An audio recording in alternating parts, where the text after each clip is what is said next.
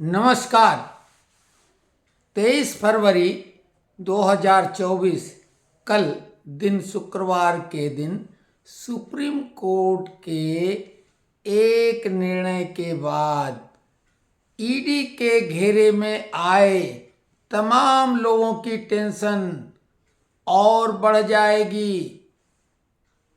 Justice बेला M Trivedi और justice Pankaj Mittal की पीठ द्वारा दिए गए फैसले में राज्य सरकारों को ईडी के साथ सहयोग करने का आदेश दिया गया और वो याचिका खारिज कर दी जिसको कि मद्रास हाई कोर्ट ने ईडी की कार्यवाही में स्टे दे दिया था।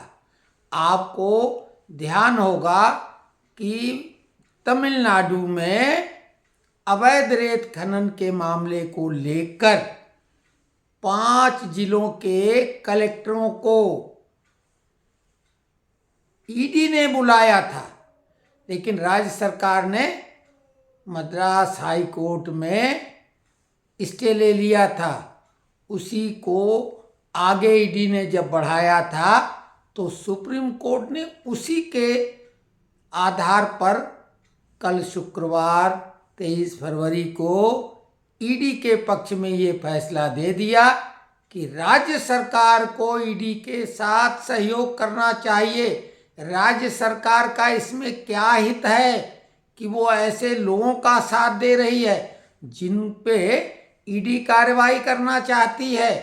और वो 5 जिलों के जज थे, वेल्लोर, तिरुचिरापल्ली, करूर, तंजावुर और अरियालपुर, ये तमिलनाडु। यहाँ अवैध रेत खनन हो रहा था और आप ये सहजता से ही जान सकते हैं कि जब भी कोई अवैध गतिविधि खुलेआम होती है तो बिना प्रशासन की मदद की ये संभव नहीं होता है। तो ऐसे में वहाँ के कलेक्टरों को बुलाया गया, उन्होंने हाई कोर्ट से स्टे ले लिया और उन्होंने नहीं, राज्य सरकार ने ले लिया। तो ऐसे में ये फैसला 23 फरवरी का केजरीवाल सरीखे अन्य लोगों का दिल का हाल क्या कर देगा। केजरीवाल को एक झटका और लगा कि उन्होंने 25 फरवरी को जंतर मंतर पर शांतिपूर्ण ढंग से धरना प्रदर्शन करने की इजाज़त मांगी थी, उसको भी खारिज कर दिया कोर्ट ने और कहा कि दिल्ली में जब धारा 144 लगी है तो ऐसे में सत्ताधारी दल को प्रदर्शन और धरना देने की आवश्यकता क्या पड़ गई है और फटकार लगाई।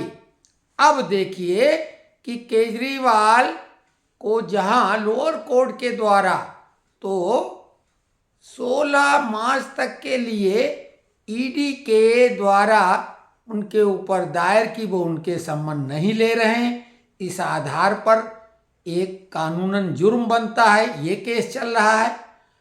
और दूसरी तरफ ईडी ने 7वां सम्मन जारी कर दिया है 27 फरवरी को उपस्थित होने के लिए। अब अगर वो उपस्थित नहीं होते हैं तो ईडी और सीबीआई की जो वो गिरफ्तारी की बात कर रहे हैं प्रेस कॉन्फ्रेंस में लगातार उनके मंत्री, तो वो गिरफ्तार कर भी सकते हैं क्योंकि कोर्ट ने 16 मार्च तक जो सुनवाई की तारीख आगे बढ़ाई है वो कि ईडी के समन में, ये नहीं कि ईडी समन जारी नहीं कर, ईडी के कोई अधिकार पर स्टे नहीं है, वो इस बात का है कि ईडी के समन को गैर कानूनी बोल के उसकी तामील केजरीवाल नहीं कर रहे थे। ये अपने आप में एक कानूनी जुर्म है। अगर एक भले आदमी को भी किसी आधार पर कोई समन मिलता है तो उस समन के आधार पर उसे जाना होता है और जो पूछताछ होती है उसका जवाब देना होता है, लेकिन केजरीवाल ने उसे गैर कानूनी घोषित किया।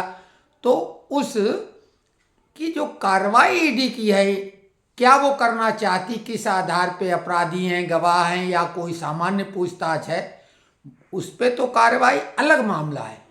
ईडी के समन को गैर कानूनी बताकर उसे की तामील न करना, ये है मामला कोर्ट में लंबित, जिसका 16 मार्च को सुनवाई अब होगी और केजरीवाल को उपस्थित होना पड़ेगा।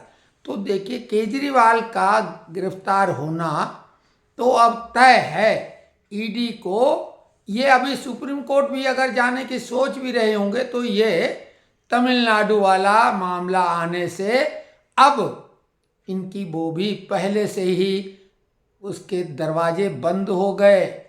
तो एक बात है कि केजरीवाल, उनके जो डिप्टी मुख्यमंत्री रहे, डिप्टी सीएम मनीष सिसोदिया, उनके मित्र संजय, और जो जैन साहब, उधर उनके मित्र झारखंड के हेमंत सोरेन, और उधर बाजू में बिहार में डिप्टी सीएम तेजस्वी, उधर अभिषेक बनर्जी भतीजे ममता जी के, ये जो तमाम लोग हैं, इन सबको अब अपनी करनी का फल जरूर मिलेगा।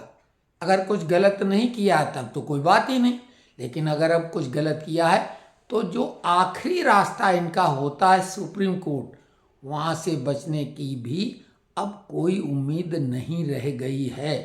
तो ये अभी कल की बात है, और ये कल क्या होगा इसके आधार पर ये तय हो चुका है। तो ईडी की ताकत में और इससे इजाफा हुआ है। ईडी और मजबूती से अपना काम कर पाएगी और इन चतुर नेताओं की चालाकी पर अब ब्रेक लगेगा।